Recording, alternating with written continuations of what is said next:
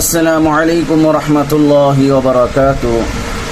একজন দিনী ভাই আমার কাছে জানতে চেয়েছেন যে ছবি তোলা এটা কখন জায়েজ এবং কখন নাজায়েজ।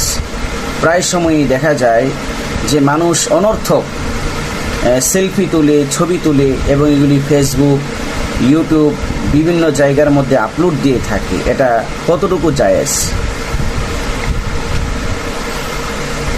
এটার উত্তর হলো, ছবি তোলা এটা হারাম হলেও ধর্মীয় বা দুনিয়াবি বৈধ প্রয়োজনে অপারগতার ক্ষেত্রে ইসলামী শরীয়ত ছবি তোলার অনুমতি দিয়েছে।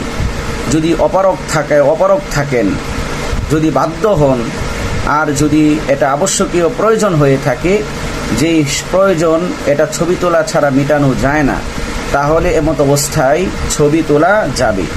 যেমন আইডি কার্ডের জন্য ছবি তোলা, এমনভাবে হজের জন্য ছবি তোলা, এবং বিভিন্ন স্কুল, মাদ্রাসা এবং কলেজের মধ্যে ভর্তি হওয়ার জন্য ছবি তোলা, এগুলি জায়েজ আছে।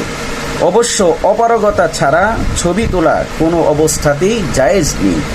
যদি অপারগতা ছাড়া ছবি তোলা হয় তাহলে এই ছবি তোলা জায়েজ নেই।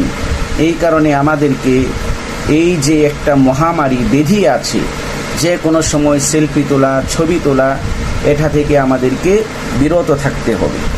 এটার দলিল হলো যে জাওয়াহিরুল ফিকহ 3 নম্বর খণ্ডের 232 নম্বর পৃষ্ঠা এবং ফতোয়ায়ে মাহমুদিয়া 4 নম্বর খণ্ডের 221 নম্বর পৃষ্ঠা।